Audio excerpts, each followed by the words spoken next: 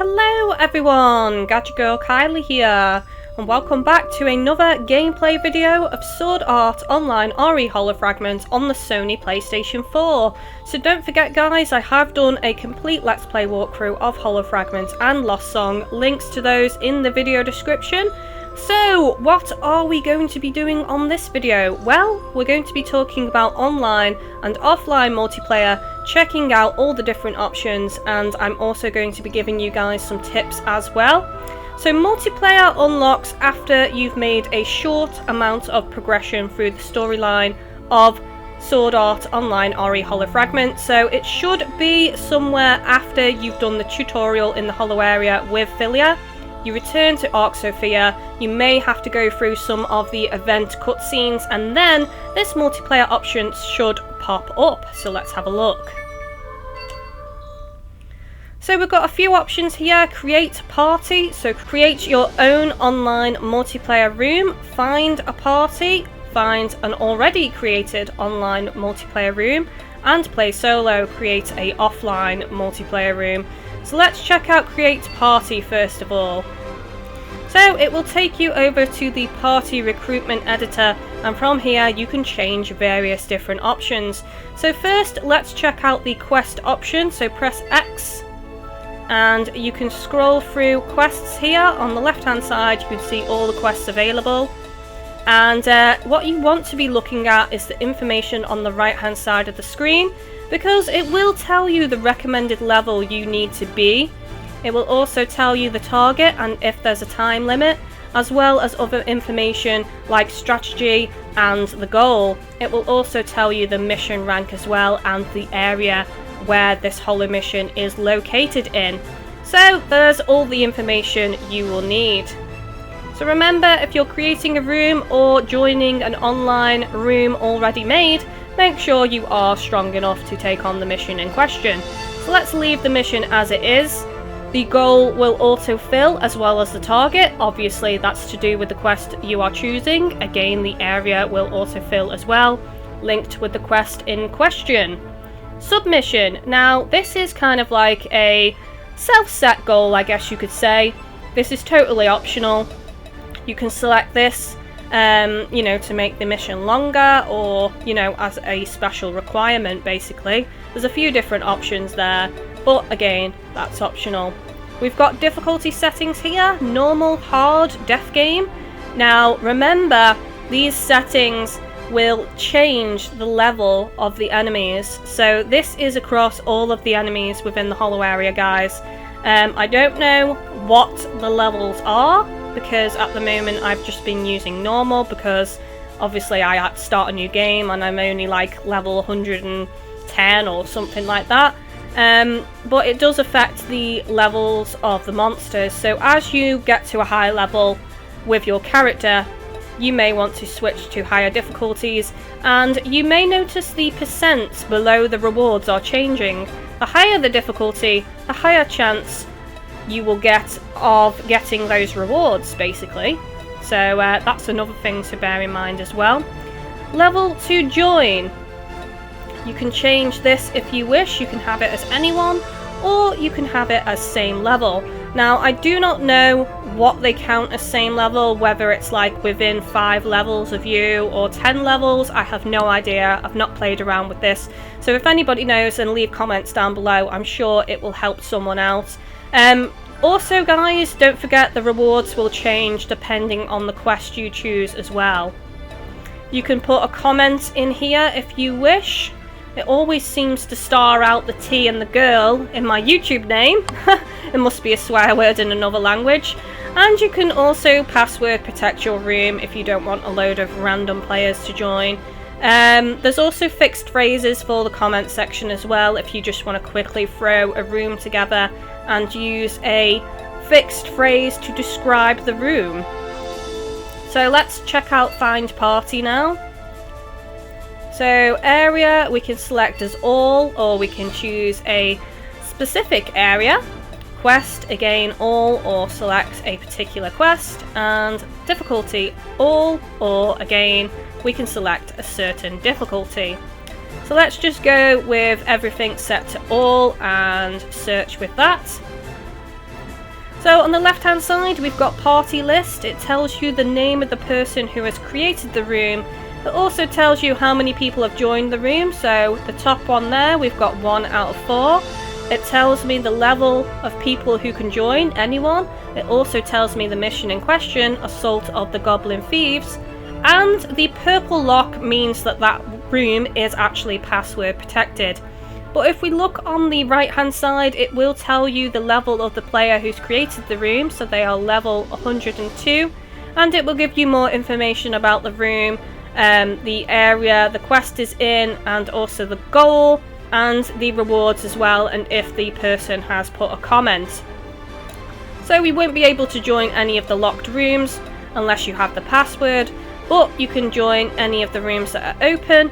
But bear in mind, you will need to check the player's level and stuff like that to make sure that you are strong enough to join the room and you're not going to be a hindrance to the party. So let's back out, and now I want to go to play solo. So play solo is basically the same options as creating a room, except the bottom options are greyed out. We don't need level to join, comment or password because obviously we're creating a offline multiplayer room. So let's create this room, and now I'm going to go through the lobby. Okay guys, so this is the lobby area. If I were playing online, you would see other players running around in here doing various different things. But remember, I've just made a offline multiplayer room to show you guys this lobby area and go through the different things you can do inside. So we've got 2 lovely ladies over here at the counter. This first lady here is the quest desk girl. So from here we can actually change the quest and the difficulty. So if you want to alter anything you have set up, you need to talk to this girl at the desk. The second girl over here is the support desk girl. So we can change roles from here. So what are roles? Let's have a look. So we've got normal, no modifiers enforced during party play. Attacker, specialising in attack at the cost of defence. Scout, further sacrificing defence to use burst gauge more efficiently. Defender, sacrificing attack to gain high defence and superior hate generation. Debuffer, skill accuracy increased and recast time shortened at the cost of attack power. Buffer, increased skill effect duration and additional SP regen at the cost of attack power. So these are just basically like special conditions to give the lobby room. I think these actually affect all other players that join your room as well, guys, so remember that. So I'm just going to leave it on normal now. And also from this lady we can change partners. So at the moment you can see that I have Asuna as my partner. Now that is because I was teamed up with Asuna when I saved my game, exited to the main menu and then started this multiplayer offline room. So if you're already teamed up with someone when you save your game, that someone will join you in the room. If I wanted to change Asuna, what I would do is I would go over to change partners because she is my first partner and I could switch to someone else. So again, let's switch back to Asuna. Or if I didn't want to have anyone in my team, go over to change partners and hit triangle to remove, and there we go. But again, you can have up to 4 members in your team. So if I go to change member number 2, change the 3rd member, change the 4th member, and there we have it. And again, if I want to remove any of those, just go to the member in question and press triangle. Now I believe if I were playing on online multiplayer, you can definitely have 1 partner. I'm not sure if you can have more than that, but I know you can definitely have 1 partner, so that's something to bear in mind. If you want to level a partner or have a partner with you, you can. So going over here, we have a few ladies behind this desk. The first lady here sells items, so you can buy health potions, SP potions, teleport crystals and whatever else you may need. You can also sell stuff from here if you wish. The second lady sells weapons. it's all pretty basic gear, but if you have started a new game and didn't transfer your save over, you can actually get some okay-ish starting gear from heading into the multiplayer lobby and picking some stuff up from here, but it is pretty expensive, so just bear that in mind. So again, over here we have a... Oh, I've just gone to the same person. Because they're quite close together, sometimes it's awkward. No, Asuna, I don't want to talk to you either. There we go, armourer. Third time's the charm, guys. And again, we've got some armour here. And like I said with the weapons, it's okay-ish. If you've started a new save, you might be able to find something to put you on for a while until you get some new gear. Now, over here is the trade desk. I'm not going to be able to show you this right now because I'm playing in an offline multiplayer lobby. But if I was playing online, I'd speak with this lady. And what it will do is it will open a panel and you can select weapons, armor, and I think also items, and you can also select money. And you can place them in for a trade. The other player who you are trading with is able to hover over those items and check out the stats of them. So just like if I were to go over to my equipment now, you will get that panel at the bottom of the screen giving you information about the armor, weapon or item in question. So you can check out what the other player is offering up basically. I think you can submit 5 items in a trade at a time, and then you both have to select OK. And then you can go ahead and make the trade. You don't have to trade something with someone if they want to give you a load of stuff. You know, obviously if you pre-arranged it, don't be a dick. You know, you can take that stuff without giving something in return, so it's not like you have to trade something of equal value. So if you were like me and you had to start a new save and lost all your good gear, then some nice people might be willing to give you some awesome stuff. Like Light over on Twitter, who gave me my current gear, my body armor, my main weapon, my shield, my arms and my legs, and also my charm, I believe, and some other weapons as well. So Light, you are awesome for that. That was a big help, so thank you very much. If you need to get access to items to trade, you can go over here to this box and access your storage. Remove items and also store items if you wish. So that's it for the lobby area now, guys. We're going to check out the hollow area next. Okay guys, so this is the control room, and from here, this is where you want to access the mission that you've chosen for your lobby, or the mission that's already up for the lobby you have joined. So there's a few things to look at inside this area. If we go over here and interact with this stone, cannot teleport to Oxofield while online, and it's the same with this over here. While online, you can't use this as well. So they've probably just left those in rather than removing them for the sake of when you're online. So they're nothing to worry about. The main 2 things you're going to want to interact with is this here and this. So let's talk about this one first of all. I press circle on it. It tells me to the classified zone. Now this is an area I've spoke about a few times before. This was called the concealed area on the Vita version, I believe. And inside this area, what it is it's randomly generated dungeons. They all look pretty much the same. And you can get some really cool, powerful weapons and armor in here. It's actually where I got that yellow sword that everybody keeps asking me where I got it from on my Vita playthrough. Blood Hero, it's called. I got it from inside here, and just from clearing floors and opening treasure chests, basically. And inside here, there are some pretty strong monsters. Now, on the Vita version, I didn't venture into this area for a while. I can't remember what level I was, but I was actually higher than the level I am now. So it is pretty tough right now. It's kind of like a challenge area. What happens is that it will save every 10 floors. So if you, for example, reached floor number 7 and you exited the area, the next time you came in you'd have to start back from floor 1. And on every 10th floor there's a boss, and obviously you can get treasure chests at any point during the floors as well.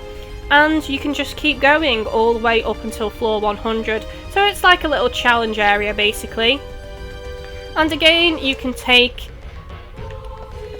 allies with you, and you can also do that on online multiplayer as well. So let's go over here. This is the Holo console, so from here we've got a few different options. Return to communications room. The communications room is the lobby area. So if you've decided you've had enough or you don't want to do the mission you've chosen, you can select this to return to the lobby area or pick up some items you may have forgotten, anything like that. We've also got element implementation research, so I'm just going to briefly talk about these. These are like additional kind of like challenges, but they can also give you boosts if you do them.